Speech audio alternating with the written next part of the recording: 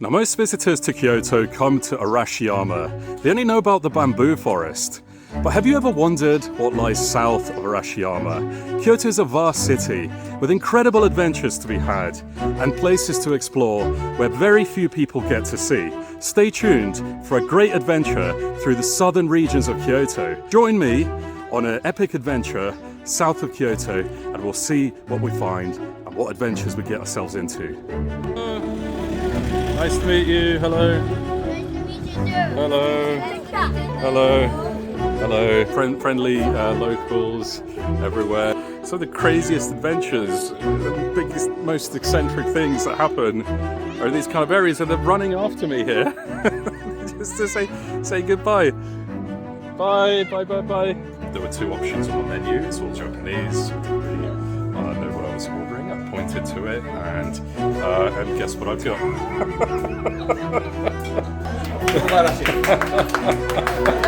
Arigatou gozaimasu.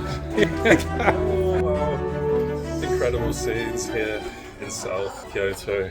We start at Oharano Shrine, an ancient shrine dating back to 784, before Kyoto was made the capital of Japan by the Heian Emperor.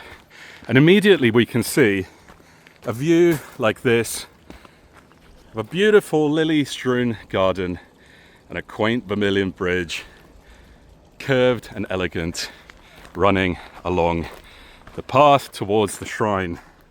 And so the shrine dates back to the earliest history of Kyoto.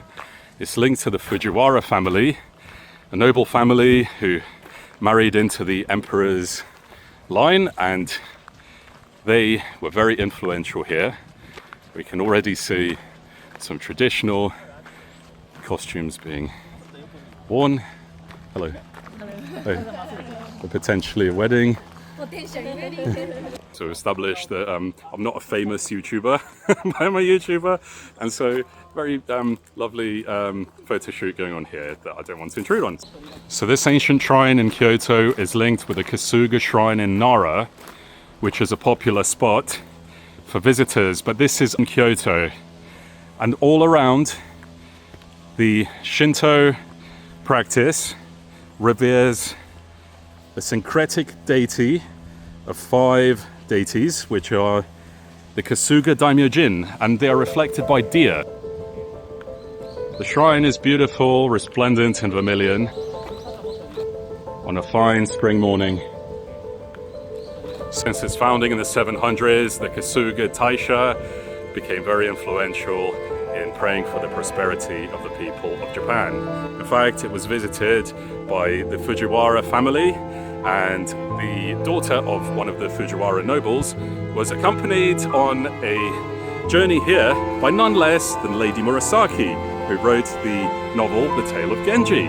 This is a very famous novel, and it depicts the life of the Heian nobles who lived in Kyoto at the beginning of its history. The shrine is mentioned in that novel, and that is perhaps the oldest novel in history. And the Kasuga are the deer, and they're held in the highest esteem here in Japan. All around the shrine, you will see statues of deer,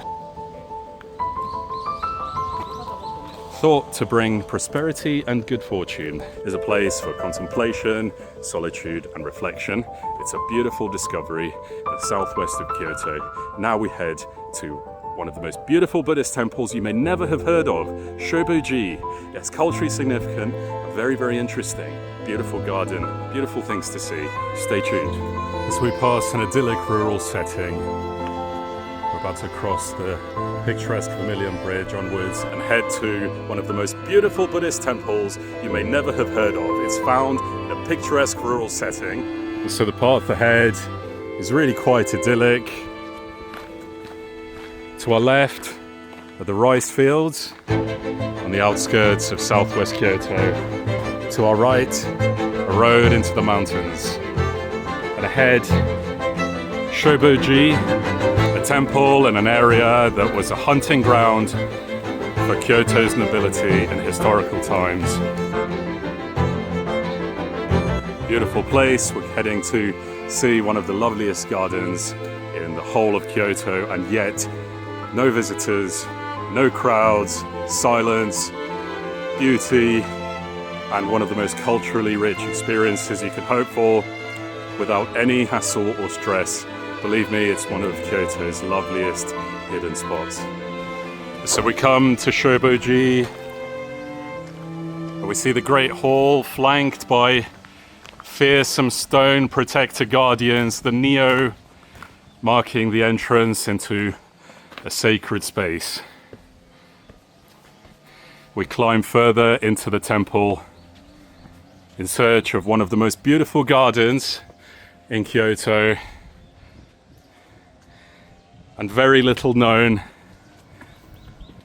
Wonderful spot to enjoy a moment of peace, tranquility and contemplation. We enter the lovely grounds of the temple in search of its beautiful garden. We can see some of the buildings and a raked gravel garden on the entry. Giant boulders calling to mind perhaps mountains arising from the lake or sea of raked white sand gravel, place to purify oneself.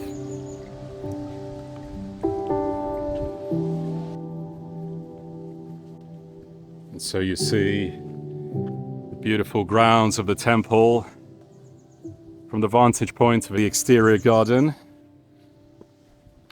a hint of the city beyond, from the pale blue mountains surrounding Kyoto. Here you will see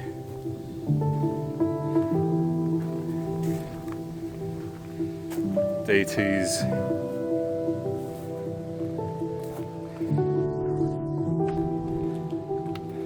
come to a customary purification basin. Even though it's a Shinto practice, it's entwined with Buddhist temples practices. Fearsome head of a stone dragon spouting forth water for visitors to purify themselves. It's customary to wash your mouth, hands and face to mark the transition into a sacred place. And now, heading to the beautiful Animal Rock Garden. Stay tuned to find out exactly what I mean by the Animal Rock Garden. It's a beautiful place, and all will be revealed very shortly.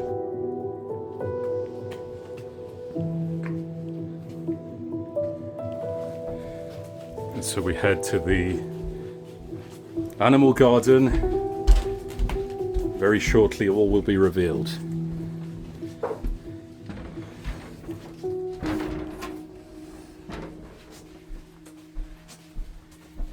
Temple interior leads us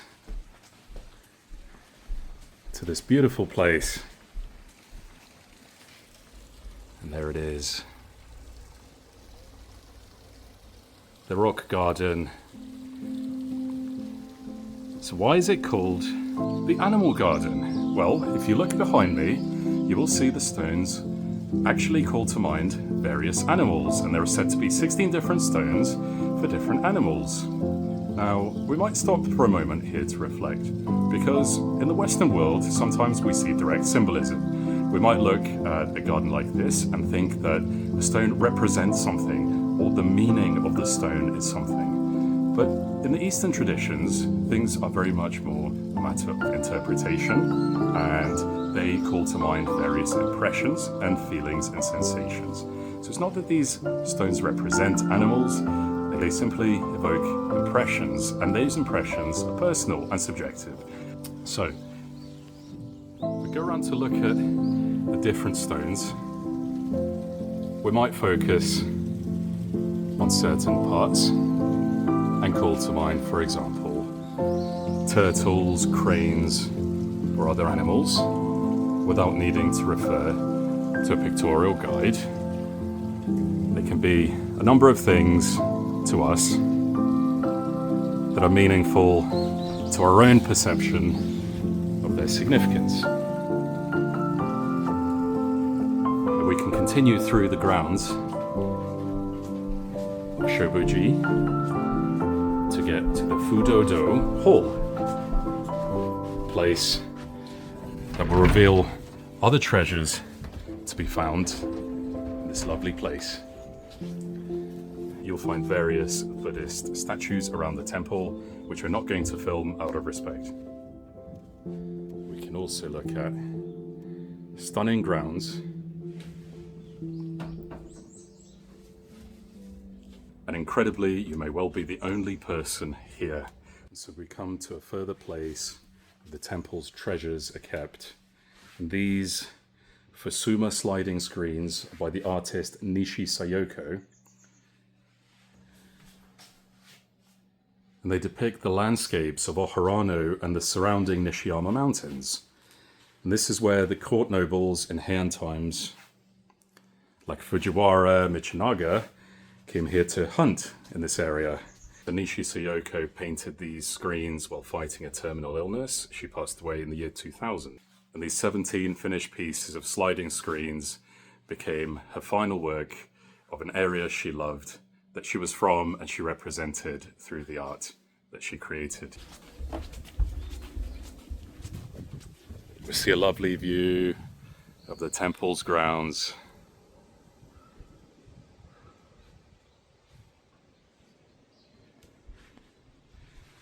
And the Vermilion Pagoda peering up above the trees in the distance. So here there's something quite unique, so I'm going to show you the Suiken Kutsu.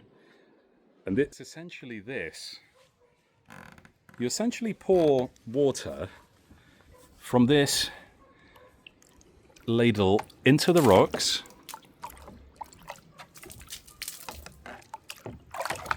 Nope. You pour it in and you listen.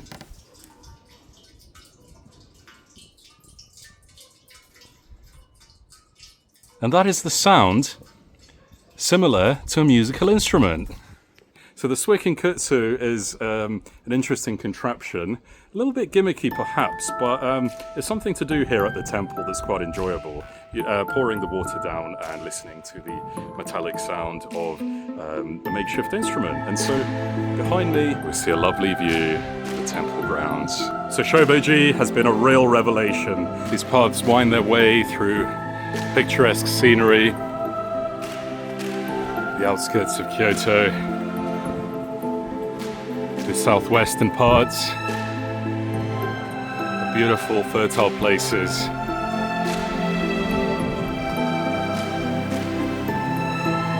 The wind blows gently through the greenery by the side of the path. Very old part of the city.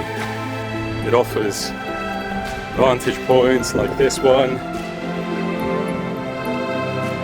out across the mountain beyond,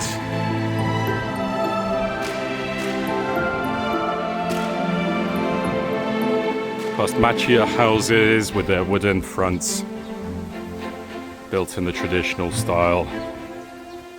My friends have found a local restaurant here on the outskirts of Kyoto, and there were two options on the menu. It's all Japanese, so I didn't really know what I was ordering. I pointed to it and thinking one was large, one was regular, but actually one was including dessert. So I made the sign for large, and guess what I've got? Hello. This is I'm gonna eat it. Like, I'm very hungry, so it looks amazing. Like raw tuna, my favorite food. If you watch my videos, you will know that my favorite food in the world is raw tuna, and now I can eat to my heart's content until I explode. And so, bon appetit. Okay, my friends, I've eaten the entire tuna and most of the rice. Lots of admiring Japanese fans. Arigatou gozaimasu. And if you're expecting beard versus food, you've come to the wrong channel. I have to walk this off.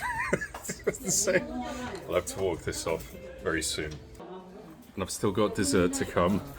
I take a few breaths for the dessert and have to walk it off in a minute.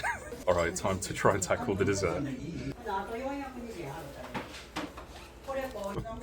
I'm gonna finish the dessert. I'm gonna finish this dessert. Oh, let's do this. Deep breath. Let's do it. We'll walk it off in a moment. Oh wow. incredible scenes here in South Kyoto. Bye! And so the dessert is gone, mixing with a ton of raw fish inside my stomach right now. What an incredible meal this is. A lovely restaurant. These kind of discoveries await you on your trips in Japan. Oh, loosen the belt and oh my god, take a deep breath. Onwards and upwards.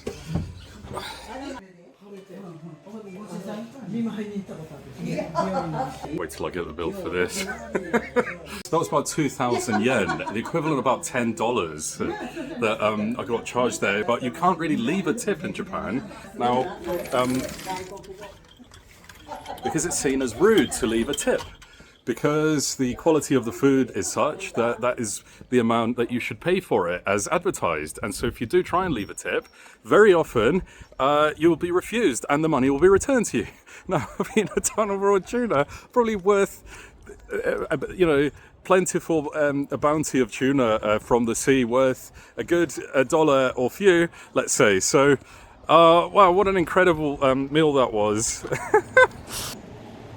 You know, I love my culinary adventures in Japan. One time I went to Mount Shosha on the outskirts of Himeji and I found a family-owned sushi restaurant. We couldn't speak each other's language. I couldn't speak a word of Japanese. They couldn't speak a word of English. So hand gestures did all the talking. I was waving my arms around, making various kind of signs and gestures. And in the end, I got by. You get served very generous amounts of raw fish. And not only do I love the food, I love the people too. They're so friendly and generous, even with a misunderstanding. When you think the two options are regular and large, but they're in fact without dessert and with dessert, and you make a sign for large, and then they they take it literally and give you the largest ton of tuna they can straight from the sea. Absolutely. But I've got to walk this off, and I will. I swear to God, I will walk this off. And also, in Japan, they have vending machines everywhere. Now, a lot of the time, they don't work. Don't take it for granted that there's vending machines. But I'm actually hooked on this drink called Pocari Sweat. And this is an ion replacement drink. No, you're not drinking someone's actual sweat. It's Pocari Sweat for heavy activity. And I was hiking the Kumano-Kodo pilgrimage in Wakayama Prefecture in South Japan, and there was this guy called Owen, part of the group, and I came to him and I said, I've got Pocari Sweat, and he said, yeah, and I've got regular sweat. Hello, nice to meet you. Nice to meet you, hello. Nice to meet you too. Hello. Nice to meet you too. Hello. Hello, hello. Friendly locals everywhere. So, wow.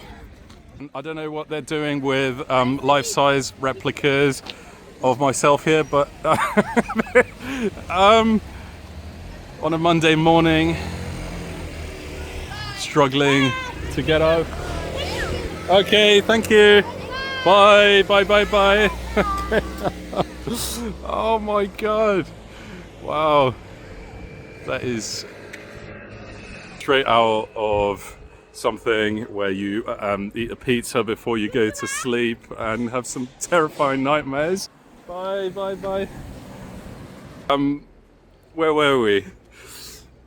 It just all goes on in Japan.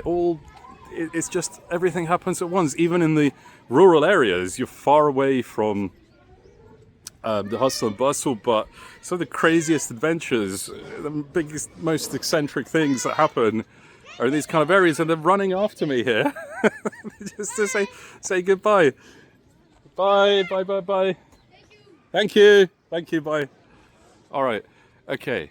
We head to the secret bamboo forest here in South Kyoto, on the very outskirts of this vast region. It's more of a region than a city.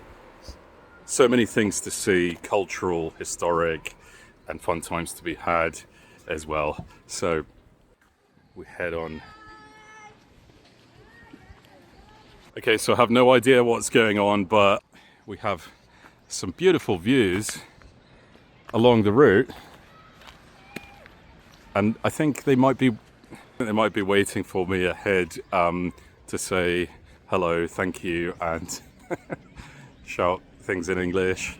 Or as the taxi driver earlier did, I said I was from England, and he started kicking a football, kicking his legs around. Quite often around the world, people will ask me when I'm traveling, where are you from? And I say, I'm from England. And then they'll start listing football players at me. They'll say, England, Michael Owen, Alan Shearer, Steven Gerrard. And they just go through a list of football players to display how many football players they know. I love meeting new people. Sometimes it's very funny, the interactions when I say that I'm from England. For example, I was in Nepal and staying in a hotel, and the guy that takes my bags, he asked me, where are you from? And I say, I'm from England. And he says, England, lovely jubbly, sound as a pound. And I think that's quite funny, but then later on, he takes my bag, and I know what he'll like. So I said, thank you, easy peasy. And then he goes, what does it mean, peasy? And I was like, good question. It doesn't mean anything. So he gets out his notebook to write down easy peasy, E-Z-I, P-I-Z-I, and writes down notes of, like, as if I've taught him something very profound, which of course I haven't. They're waiting for me in a line here. They're very friendly, but I have to get across, and they're just standing in the middle of the road, and so konnichiwa, hello. Oh no. Okay, YouTube. Yes. As soon as I said the word YouTube, they've now following me. The locals. Okay. Oh Lord, and YouTube. So this is the Kyoto. This is the Kyoto no one will show you. Far out. The adventures you'll have here.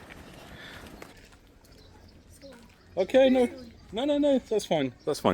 And so some of them are just like profusely apologizing now, but everyone in Japan is constantly apologizing. It's very polite, okay? So here's the thing, if you don't speak Japanese, there is a golden phrase that will potentially get you anywhere. It's a very helpful thing to know, and it's this: sumimasen. It means please excuse me, and people will give you a lot of leeway if you are a visitor from abroad.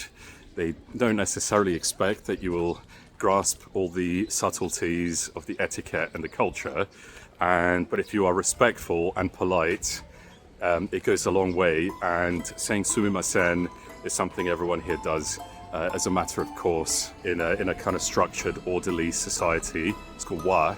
That is a very important thing that will get you far in Japan.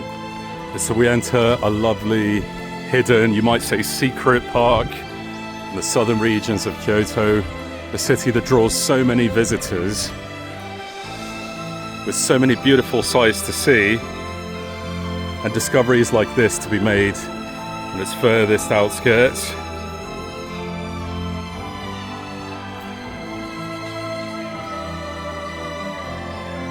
Daijagaike Park has a lovely man-made lake. Look at this.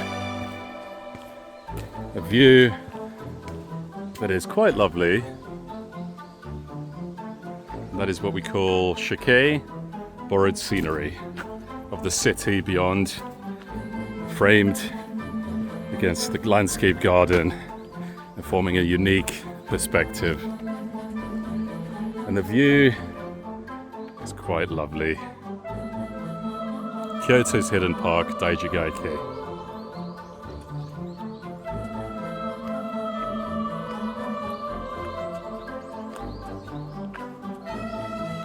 What a beautiful place, forming a unique perspective. And the view is quite lovely. Kyoto's hidden park, Daijigaki.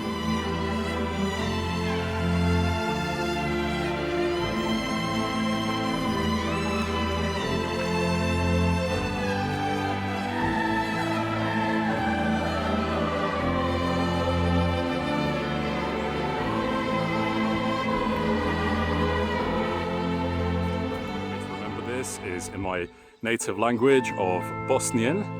Daija means uncle, and then I just think of Uncle Geiki, Daija Geiki. And that's the way I can remember this name. The path ahead is lovely. This lake. It's a gorgeous view, tucked away in hidden Kyoto. And as you can see, there is no one here. It puts to bed any assumptions or stereotypes some people in the West may have about Kyoto being overly crowded, or indeed Japan being overly crowded, because even in the huge cities, there are areas of peace, repose, and tranquil equanimity. They don't have to be the popular temples that charge for admission to see their beautiful curated gardens. You can see parkland around the city such as this as well.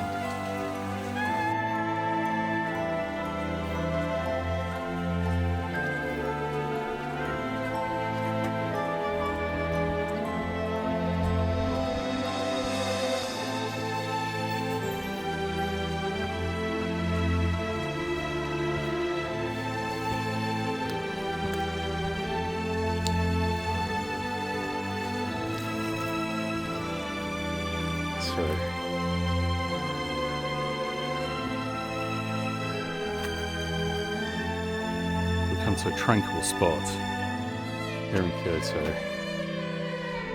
that I feel is never shown. It's certainly underappreciated.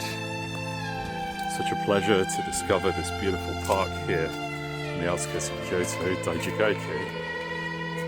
Beautiful lake looks out over an expanse of green.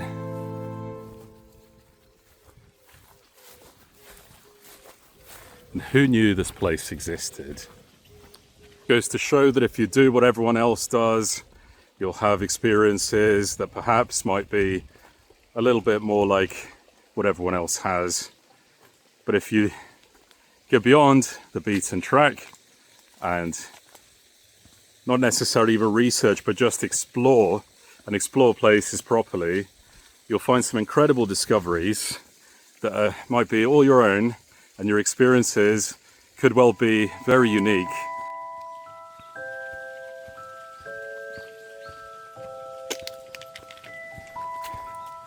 But there's more to discover, because we're not done yet. Stay tuned.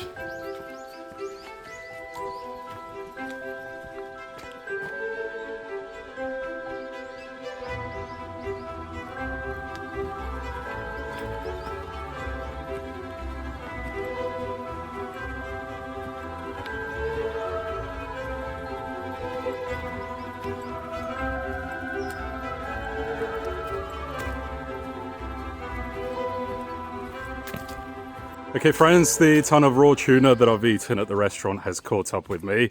I made a frantic search on Google Maps for the nearest public toilet, and unfortunately it was a squat toilet, and what just happened was not pretty.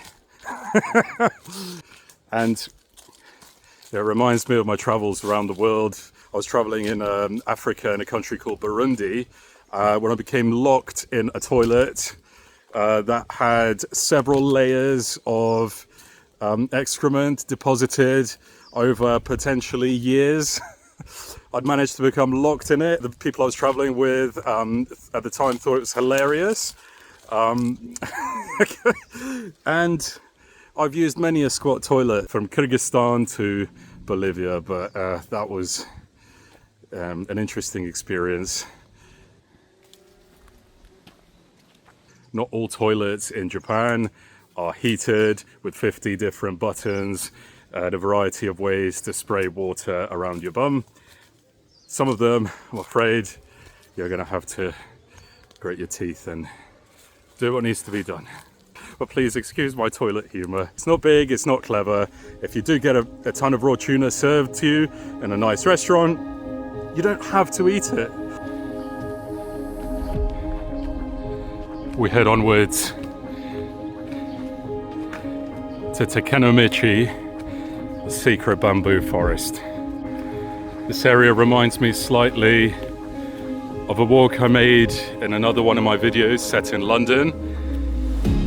A secret walk called the Parkland Walk from Alexandra Palace to Finsbury Park. Known only to locals more or less and completely sparse. But even that was fairly busy with many locals strolling, but this place is completely empty. Completely empty. The stereotypes you may have had about Japan being crowded and busy, defied by places like this. Yes, property is at a premium. Some of the accommodations you might find yourself in, perhaps a little bit smaller than what you might expect in certain areas of the world, but there is plenty of space. Kyoto is huge. It's an area, not a city. And most of Japan is mountainous, see, but most people live in a handful of very large cities near the coast because historically Japan was subject to natural disasters, earthquakes, and various other problems because it lies on geological fault lines, and because of its geography and natural disasters, there was a taboo against building houses on the mountains. So large cities sprung up on the coast, and so most people live in a concentration of very large cities. And yet most people just explore only a few pockets and they don't get the full picture of what the city's actually like.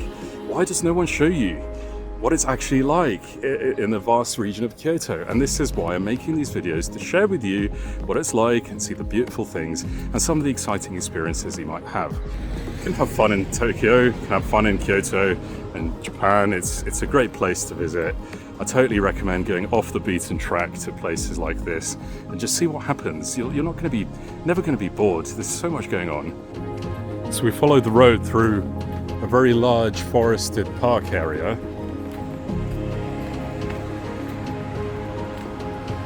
It's not entirely clear whether I can enter. There's no one out here today. No one is here. And I wonder what they think of the strange, big-nosed Gaijin foreigner wandering along, talking to himself on a camera as he walks through the outer regions of Kyoto, fumbling at vending machines and emerging from public toilets bereft and disappointed. Oh my god. So the route follows a beautiful canal with views out over the green expanse of beauty beyond. A very enjoyable area here. Very much worth looking at. The other side of what lies here. Look at that view. Beautiful. But what beckons us on is Takenomichi, the secret bamboo forest here in South Kyoto. Fukunishi Park.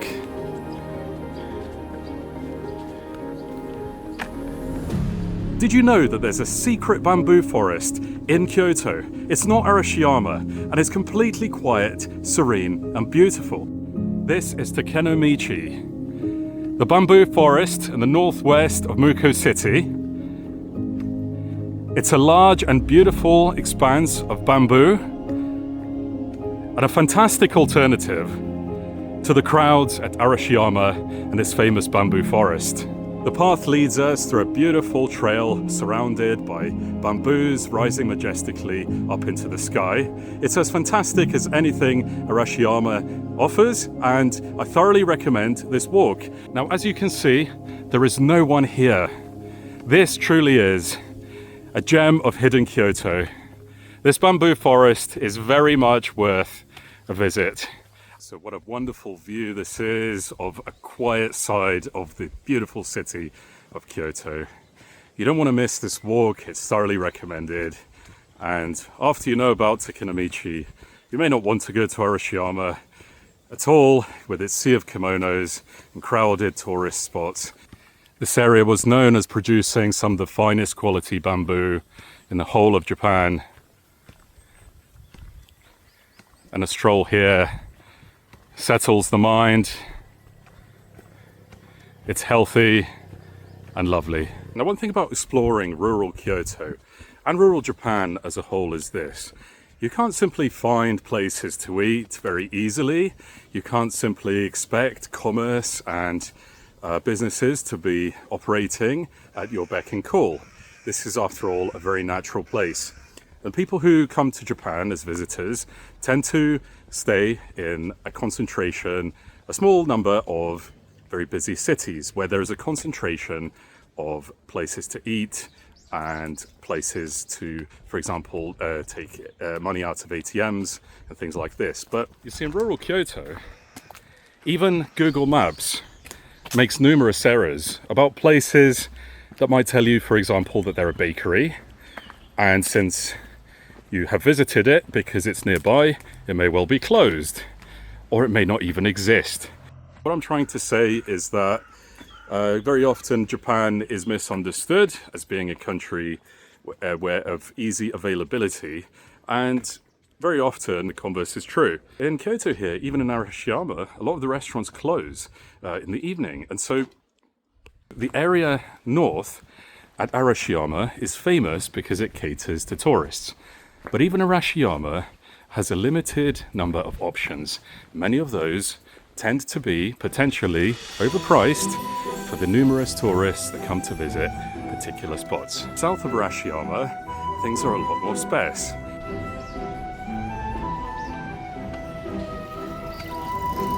So here we are at the Matsuno Taisha, the Matsuno Shrine, one of the very oldest shrines in the whole of Kyoto.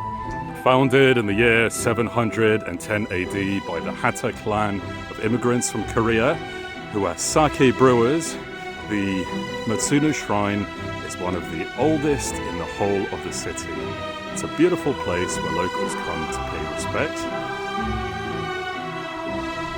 It contains 3 beautiful gardens by Shigemori Mirei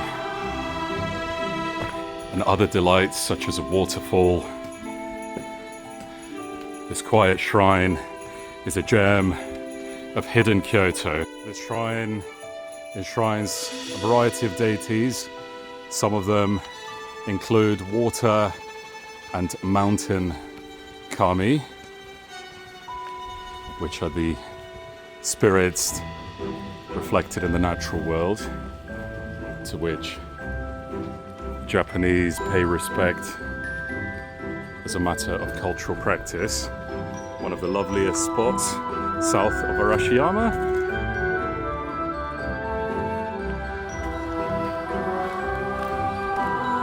A stunning place which pays tribute to sake production. This is the Shimenawa rope, which is traditionally found in many shrines. So sake brewers donate casks of sake to the shrine. It's a celebration, and it's a lovely place dating back all the way to before the founding of Kyoto, and one of the very oldest sacred places in the whole of Kyoto. Relatively unknown by visitors or those who explore the city. It's a real shame because it has a tranquil ambient atmosphere which is very much worth exploring, and I recommend a visit here to the Matsuno Shrine. Konnichiwa. No, I understand. Are you closing? Yeah. Oh, you close. I thought it was open late. 6 o'clock. Okay. Yeah. Thank you very much. Thank you. Thank you very much. It's late in the day and the shrine is in fact closed at 6 o'clock. It's not open at all hours. So even though the shrine is closed, I am going to be a little cheeky and show you the garden by Shigemori Mirai. There is a way to do this.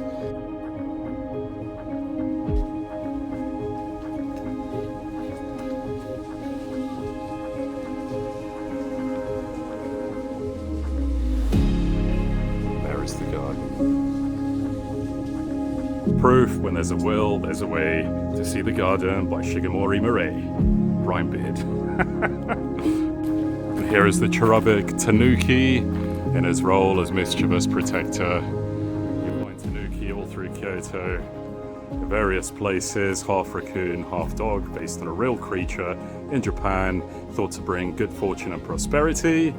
He is in fact a mischievous trickster who protects and guides people through good fortune. Is found in gardens and homes all over Kyoto, as well as the shrine. This is where we enshrine the Pocari Sweat. And peach juice, one of my favorites. So as the long day draws to a close, there is one final place to visit, Onomamiya Shrine. It's just across the river from the Matsuno Shrine. It's another of Kyoto's holy places, very rarely seen, and another beautiful example of the treasures to be found in the city. Stay tuned for the last part of the journey. Giant Torii Gate marks the transition in and out of a sacred space. So we enter the Umeyanomiya Shrine, a final shrine in this area, South Arashiyama. A beautiful, quiet place, another ancient shrine. Across the river from Matsuno Shrine, it enshrines Oyamazumi no Mikoto, a god of land and sea, and his daughter, a beautiful goddess, Konohana no Sakuya. The legend says that his daughter gave birth to her first child, and the gods were so pleased that they invented sake to celebrate. So to this day, sake production is revered here. They donate casks that you can see in the background. This place also has a beautiful garden. People come to this shrine to pray for safe childbirth. And this shrine contains a stone called the Matage Ishi, and that's the sacred stone to be stepped over.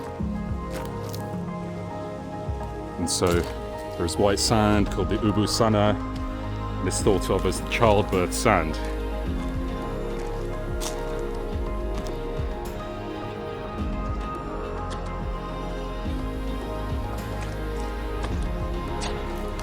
And it's thought that Emperor Stanrin, who was childless, was thought to have conceived after stepping across these sacred stones. So this shrine was the shrine of the Tachibana clan, which included the mother of an empress. And in the historical times, it was moved to Nara, which back then was seen as the seat of high culture, but then was later moved back to Kyoto. So we're very lucky to have it here today. It's a beautiful remnant of a long and storied history, and the last place on our examination of the history and culture of Kyoto, the southern region.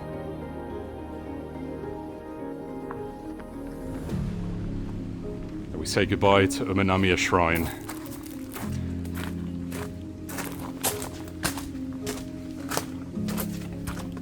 So there we are. It's been a beautiful journey through the culture and the history of the southern part of Kyoto. Thank you so much for watching. Subscribe now for more videos from Kyoto, Japan, and all around the world. And until next time.